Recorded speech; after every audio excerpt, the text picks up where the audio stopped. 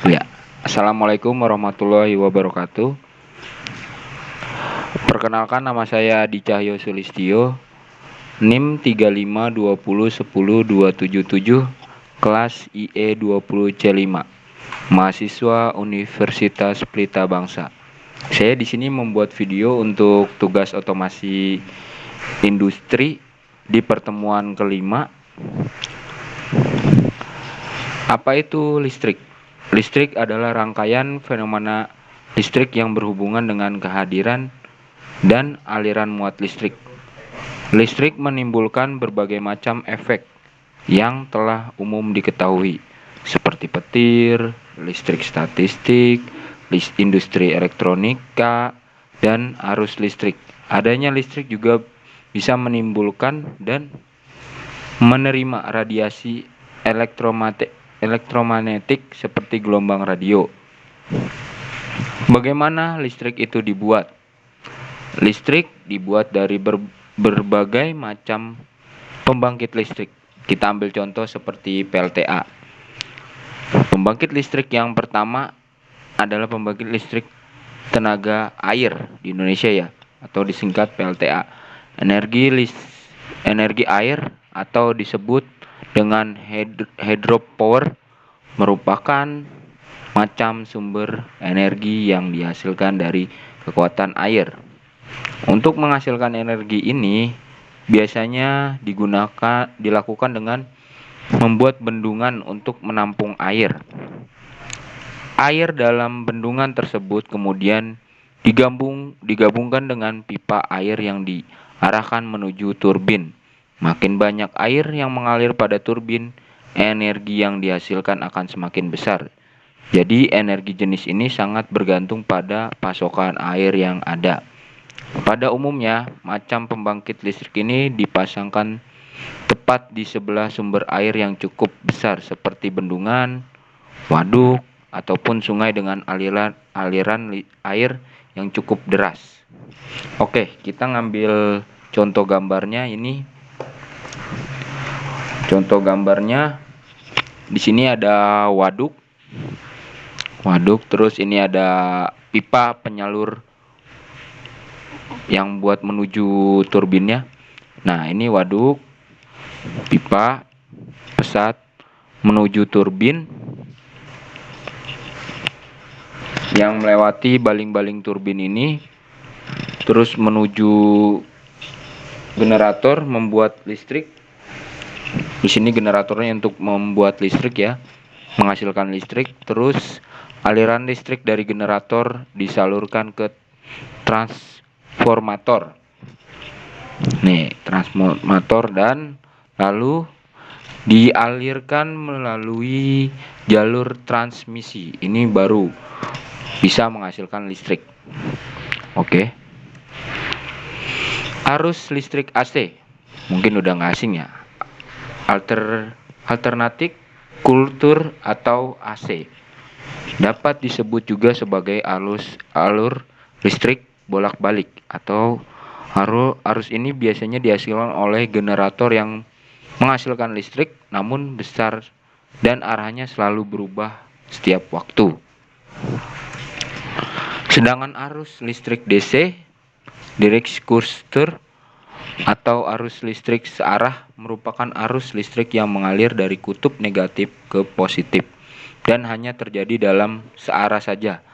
Aliran-aliran tersebut akan menyebabkan adanya lubang dengan muatan positif yang terlihat menuju kutub negatif. Apa perbedaannya ketika ada arus tinggi, tegangan rendah, dan tegangan tinggi, arus rendah? Lebih berbahaya mana? Mungkin ini pertanyaannya. Semakin tinggi tegangan maka semakin tinggi juga kuat arus listrik yang mengalir. Dan sedangkan semakin rendah tegangan juga arus listrik yang dihasilkan akan mengalir rendah.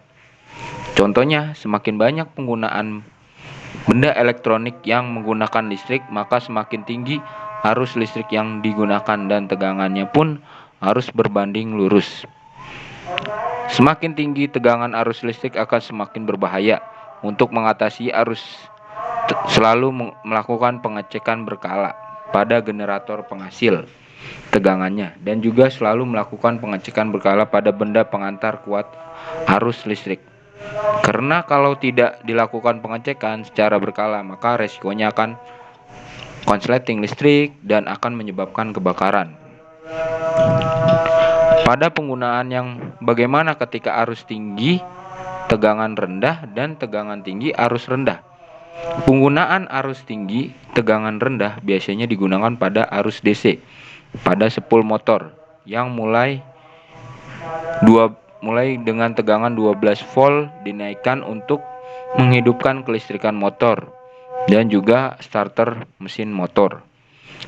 Penggunaan tegangan tinggi arus rendah biasanya digunakan pada penyalur listrik PLN ke meteran rumah warga. Penggunaan tegangan tinggi arus tinggi biasanya digunakan pada penyalur listrik dari pembangkit generator atau listrik menuju daerah-daerah yang akan dialirkan listrik. Apa peranan otomasi industri bagi perusahaan? Oke, tujuannya adalah untuk mengendalikan kualitas sistem komputerisasi guna merencanakan, mengumpulkan data, dan proses pengambilan keputusan untuk mendukung aktivitas manufakturing perusahaan. Pemanfaatan otomatis industri ini bisa dilakukan untuk meningkatkan kualitas produk, kehandalan, dan juga tingkat produksi sambil mengurangi biaya produksi, dan juga desain dengan cara mengadopsi tenaga dan juga layanan yang lebih baru, inovatif, dan juga lebih terintegritas. Teknologi ini mencangkup penggunaan berbagai peralatan mesin otomasi guna memproses komponen mesin, perakitan otomatis, robot industri, sistem penanganan, penyiapan biaya, bahan otomatis, dan juga sistem inspection otomatis. Jelaskan arus negatif dan arus positif dan bagaimana bisa terbentuk. Arus positif disebabkan oleh partikel bawaan muatan positif. Nah, seperti ini nih. Jadi positif berputar menuju ke negatif. Sedangkan arus negatif disebut juga dengan aliran elektron. Nah, ini kebalikannya, berputar. Bisa terbentuk karena ada muatan yang mengalir dari potensial tinggi ke potensial rendah. Ya, ini sudah dilihat dari gambarnya, dari positif ke negatif, sedangkan negatif ke positif. Jadi nggak ada namanya positif ketemu positif dan negatif akan ketemu negatif. Itu akan mengakibatkan konsleting listrik. Penjelasan listrik 3 fase dan 1 fase. Listrik 3 fase. Listrik 3 fase menggunakan 3 buah pengantar fase dan 1 buah pengantar netral. Jadi total ada 4 kabel yang masuk ke instalasi listrik. Itulah sebab kenapa NCB 1 fase dan NCB 3 fase berbeda jumlah lubangnya. Listrik 3 fase memiliki tegangan listrik sebesar 380 volt dan banyak digunakan pada industri, pabrik, hotel, dan tempat-tempat yang membutuhkan daya listrik besar lainnya. Ini hanya untuk yang skala gede, untuk perusahaan mungkin ya. Kalau listrik 1 fase adalah listrik yang menggunakan 2 buah pengantar, yakni pengantar fase dan pengantar netral. Jadi secara sederhananya listrik 1 fase dapat diartikan sebagai listrik yang terdiri dari 1 kabel bertenaga dan 1 kabel netral. Manfaat serta penerapan listrik 3 fase dan 1 fase.